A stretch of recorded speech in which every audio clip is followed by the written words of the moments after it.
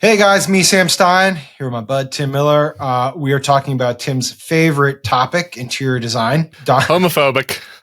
It's just the truth. You love interior design, and you love Trump's touches. I do love interior design, and my house looks great, by the way. But go ahead. Let's go. Let's keep going. Donald Trump announced, Carolyn Levitt, White House Press Secretary Carolyn Levitt announced today in the briefing that they will be doing a $200 million renovation, what they call an extensive renovation to the East Wing. They're going to be putting in a grand ballroom. This has been much discussed, much coveted by Donald Trump, who thinks the current White House premises is just woefully inadequate for hosting the big events that the White House hosts. It's part of like 3 different projects that they're now doing at the White House, the Rose Garden, the flagpoles. He's just really into it. I will say they claim that this is going to be coming not from the taxpayers' expense, but Donald Trump's going to cover it, as well as, I don't know, corporations. We'll see who sponsors this, right? Sponsored by McDonald's. Anyways, Tim, you're a huge Donald Trump interior design fan. You've repeatedly expressed your appreciation for what he's done to the Oval. You love gold Chiavari chairs. What do you make of these? Are some of the outlines. Look at how ridiculous this looks.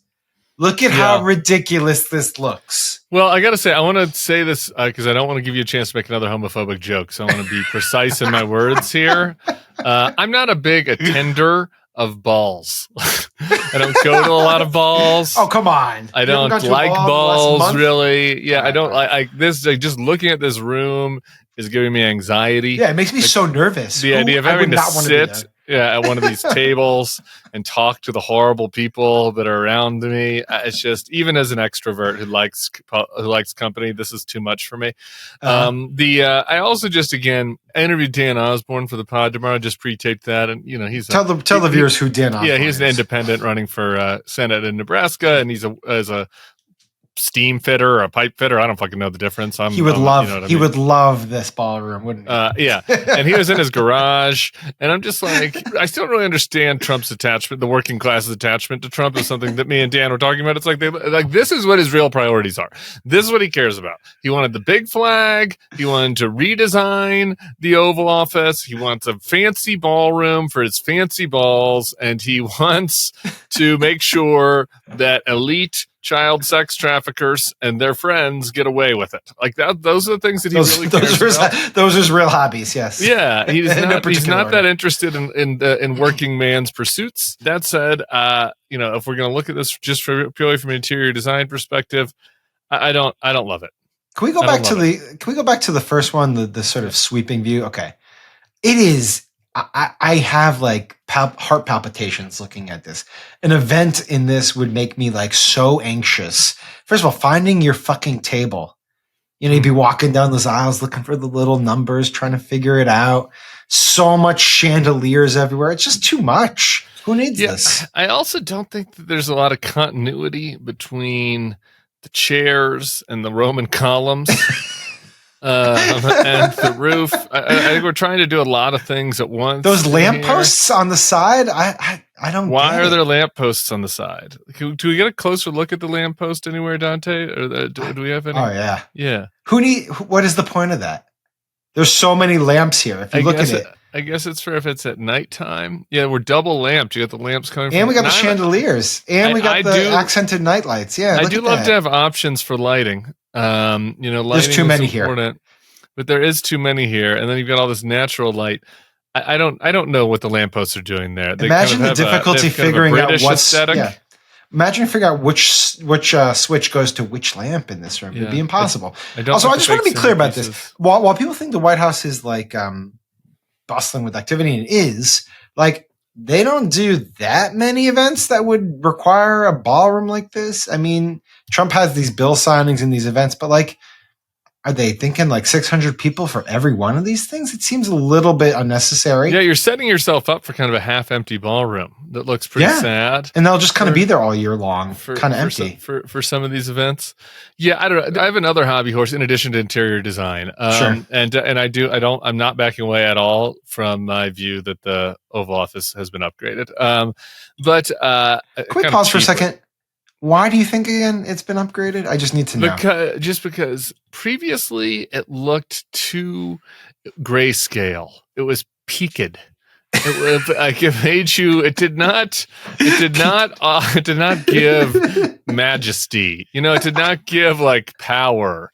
The center of global power. It gave like I don't know. Just to be clear, you think the Trump upgrade does project power? It's not. It's not my ideal upgrade, but I think looking at them side by side, it's a clear upgrade. Okay. Anyway, one of my related issues though is one of my favorite stories about American history is was the question of what to call George Washington.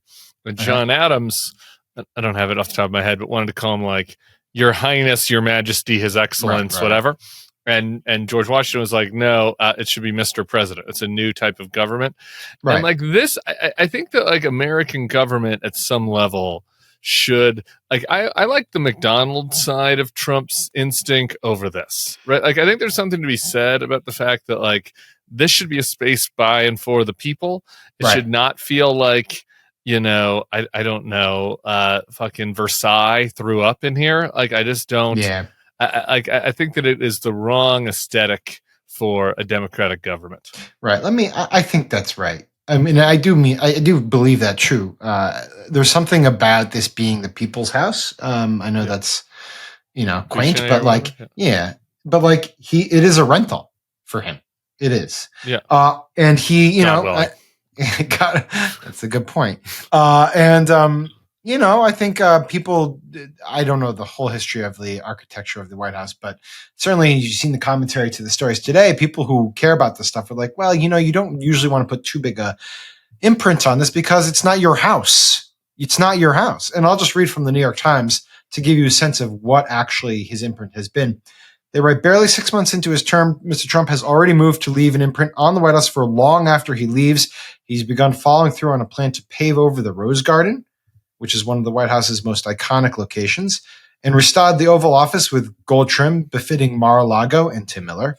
His resort and Florida residence. Last month, a new flagpole was installed, an event that included Mr. Trump asking the workers about their immigration status. That was a fun day.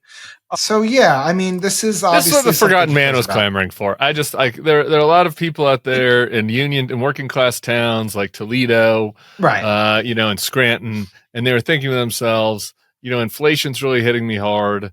Now's the time for a $200 million upgrade. Yeah. Yeah. I'm not seeing a lot of opportunities for my children. I want to put somebody in the White House who's going to be focused on renovations, making things feel more grandiose, because that's something that's going to really impact my life. Now let's take a look at some of the exterior projections here. So it's not going to look all white like this, just to be clear. Looks like, but if you can see it on the right, it's a huge renovation on the East Wing. It's unclear what happens to the East Wing at this juncture, if it's demolished or it's just refurbished. We don't know. But the projection is that they're going to get this thing done before Trump leaves office. They gave themselves about, 3 years? So yeah, that's where we're at.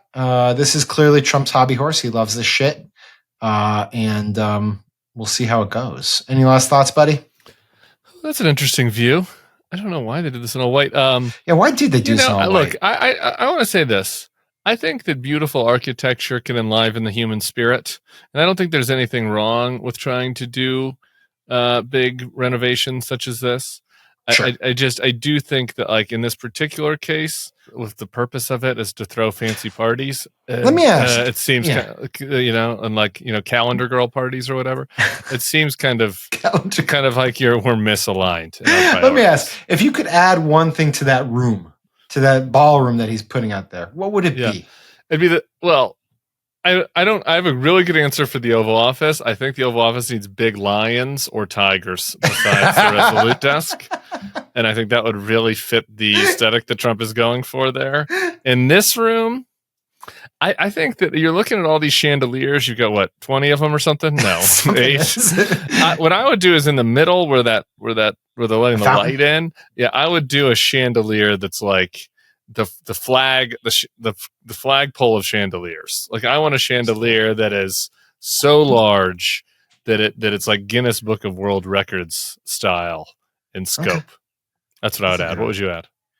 Probably an ice luge for drinking. Ooh, I had an ice luge at Towers 40th. Okay, that's great. It's been a good show. Hey, thank you, man. Appreciate it. Anytime. This is in the Bulwark Constitution, anytime we have a discussion about interior design, we have to have Tim on.